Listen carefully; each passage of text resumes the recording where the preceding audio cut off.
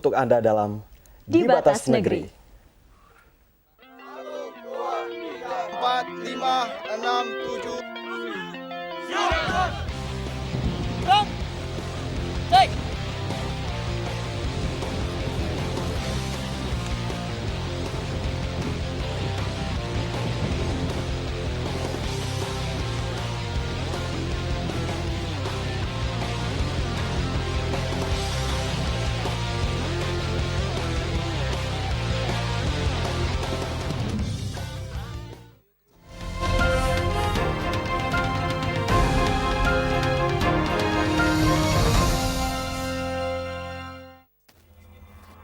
Waduh, ini di mana ya? Ya ampun, gelap banget. Mana nggak ada yang bisa dimintain tolong lagi. Pak, saya di mana, Pak? Saya tersesat, Pak. Bapak, sekarang ikut kami aja. Baik, Pak. Untunglah, pasukan tak dikenal datang menolong saya. Tapi, tiba-tiba saya tertidur. Oh, rupanya saya bermimpi bertemu pasukan khusus di negeri asing. Pagi telah tiba, sang mentari telah terbit menyinari seluruh wilayah Indonesia.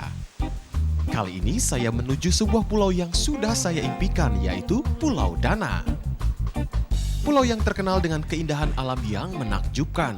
Untuk menuju Pulau Dana tidaklah mudah. Tak ada penerbangan komersial langsung menuju ke wilayah pulau terdepan selatan NKRI itu. Akses yang paling mudah melalui laut dari desa Oeseli, Pulau Rote, wilayah barat. Di Oeseli saya pun sempat bertemu sejumlah anggota TNI dari Korps Marinir di pos anggota Marinir. Usutnya usut, pos ini adalah salah satu pos mediator yang bertugas sebagai pemasok kebutuhan anggota TNI yang berada di Pulau Dana. Dari merekalah juga saya yakin Pulau Dana benar-benar tak berpenghuni. Kecuali hanya pasukan TNI saja yang menempati untuk menjaga pulau terdepan itu. Untuk ke sana, kami harus melanjutkan perjalanan dengan menyewa kapal nelayan. Kita harus menaiki kapal kecil untuk menuju ke Pulau Dana. Harus berganti 2 kapal. Kapal kecil kemudian menuju kapal besar. Dan akhirnya kita tiba di Pulau Dana. Berapa jam, Pak, ya nanti kira-kira? 20 menit ya? Ada? 1 jam. Oh iya. Ya.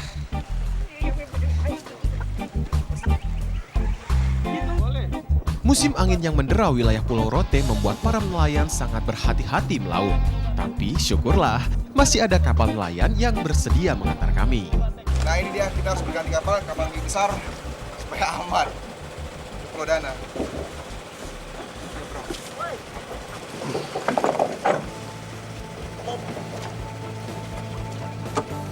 Ada lagi tuh ketinggalan. Nah, ini dia kapal besarnya yang akan kita gunakan menuju Pulau Dana. Perbekalan telah siap dan lalu kami pun berlayar menuju Pulau Dana. Ombak yang tenang serta pemandangan yang indah di sekitar pantai Oeseli membuat saya terpana. Sungguh membuai. Baru seperempat perjalanan situasi berubah. Gelombang ombak berukuran sedang menghantam kapal dan bisa menggoyangkan kapal. Kami yang ada di kapal dibuat panik tak karuan. Apalagi ombak besar di tengah selat pun menghantam kami bertubi-tubi. Dana karena disinilah titik di mana ombak begitu besar dan bahkan bisa menghantam seluruh badan kapal. Harus kapal besar yang harus melewati di sini. Kalau kapal kecil, nggak tahu deh. Untung bagi kami, nahkoda kapal piawai menerobos ombak. Kami pun berhasil melewati hempasan ombak besar yang berada di tengah selat Pulau Rote dan Pulau Dana. Tak lama, kecemasan bertukar tempat dengan rasa kagum tak berkesudahan. Di depan kami terlihat dataran hijau berpasir putih. Itulah dia Pulau Dana. Tak berapa lama sampailah saya di pulau ini. Hamparan pasir putih yang panjang dengan birunya pantai disertai dengan padang rumput savana membuat saya tak sabar melihat seperti apa sesungguhnya pulau yang kesepian ini.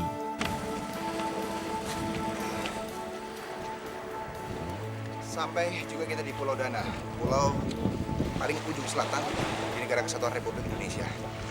Kita akan lihat seperti apa petugas keamanan TNI akan menjaga pulau ini. Secara geografis, Pulau Dana terletak di ujung selatan Nusantara.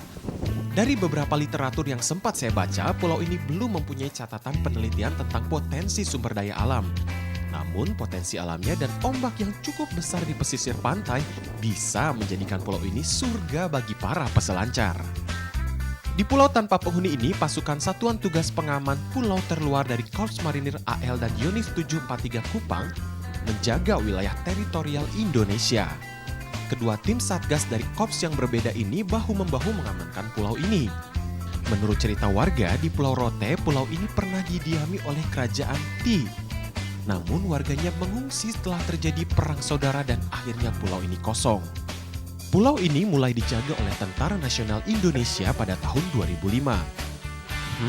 Saya kini bisa melihat pos Satgar Marinir. Bangunannya berdiri kokoh di padang rumput savana yang luas dan indah ini. Bangunan pos ini terbilang cukup memadai. Bangunan yang diresmikan penggunaannya pada tahun 2010 lalu ini. Tempat ini menjadi markas sekaligus tempat tinggal bagi anggota TNI selama beberapa bulan mendatang. Nama pasukan ini adalah Satgas Pamputer atau Satuan Tugas Pengaman Terluar. Beruntung kedatangan saya siang itu bertepatan dengan waktu patroli pasukan Satuan Tugas. Saya pun bertemu komandan pasukan untuk perizinan liputan. Oke Pak, mohon izin. Saya mau meliput tentang aktivitas keamanan di Pulau Dana ini Pak. Mohon izin. Oke, silakan. Tugas saya sebelum ikut berpatroli adalah pemanasan. Tahapan-tahapan senam peregangan pun dilakukan di bawah teriknya sinar matahari siang itu. Senam ini pun wajib dilakukan agar bahaya ancaman cedera tak menghampiri personil saat beraktivitas. Nah, tahapan terakhir ialah push up. Wajib ikut ya. Kenapa ini? Push up 50. Aduh. Siap. Cepat itu. Cepat. Ya.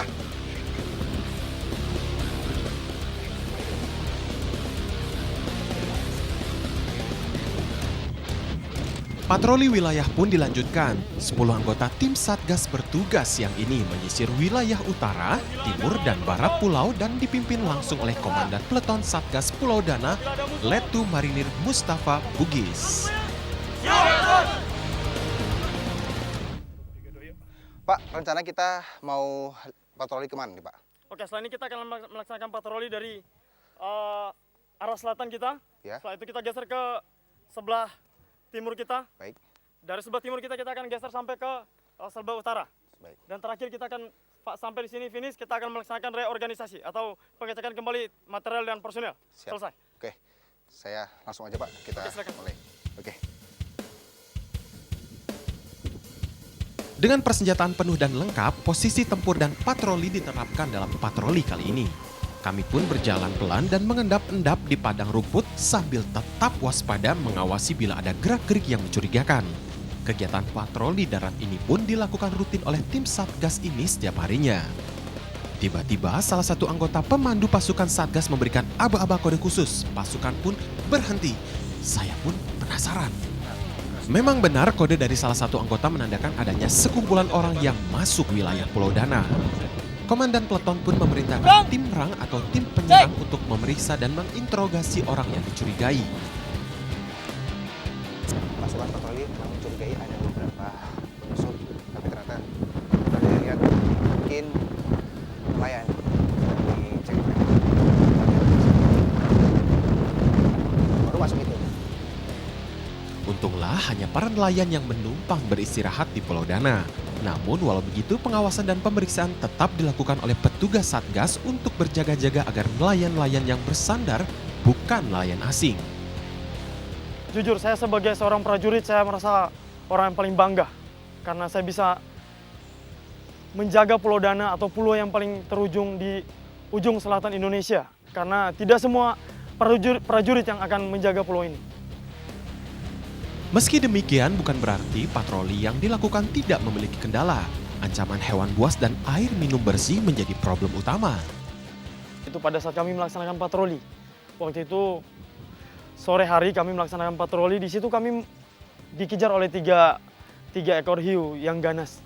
Setelah itu kami langsung kembali ke darat. Komandan peleton lalu membawa saya menuju lokasi simbol sejarah perjuangan bangsa. Inilah patung Jenderal Besar TNI Jenderal Sudirman yang berdiri kokoh tepat di sisi ujung pulau sejak tahun 2011 lalu. Patung ini sekaligus menandakan bahwa wilayah Pulau Dana merupakan bagian dari NKRI yang akan selalu dilindungi dan diakui keberadaannya.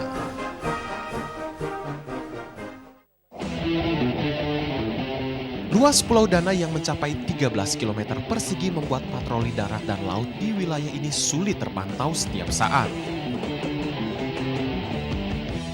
Sebagai negara maritim, pemerintah seharusnya memberikan perhatian lebih pada sektor pertahanan laut. Kerugian akibat pencurian kekayaan selama ini sungguhlah besar.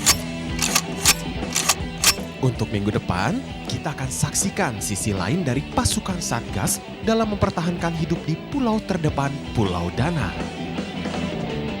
Danu Pradipto, Randy Putrama, Pulau Dana, Kabupaten Rote, Nusa Tenggara Timur.